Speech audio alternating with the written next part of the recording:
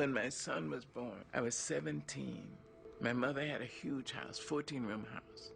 At 17, I went to her and said, I'm leaving. She asked me, you're leaving my house? I said, yes, ma'am. And you're taking the baby? I said, yes. She said, all right, remember this. When you step over my door sill, you've been raised. You know the difference between right and wrong. Do right. And remember this, you can always come home.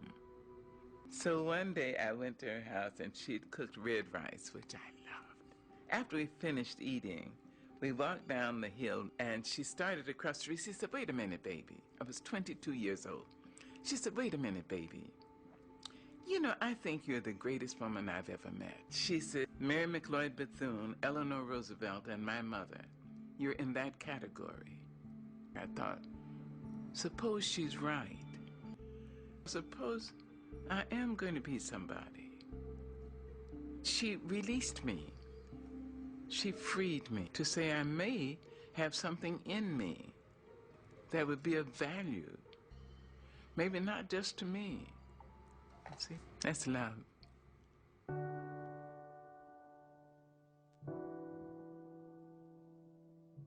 And when she was in her final sickness, she was on oxygen and fighting cancer for her life. And I remembered her liberating me. And I said, I hope I'll be able to liberate her. She deserved that from me. She deserved a great daughter, and she got one. So in her last days, I said, now, I understand that some people need permission to go.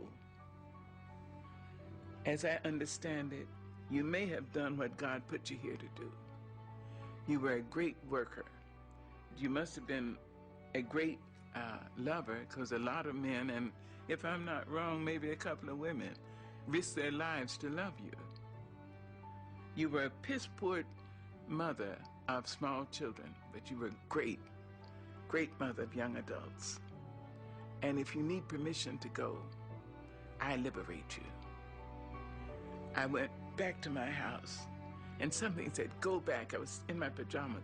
I jumped in my car and ran, and the nurse said, she's just gone. You see, love liberates. It doesn't bind. Love says, I love you. I love you if you're in China. I love you if you're across town. I love you if you're in Harlem. I love you.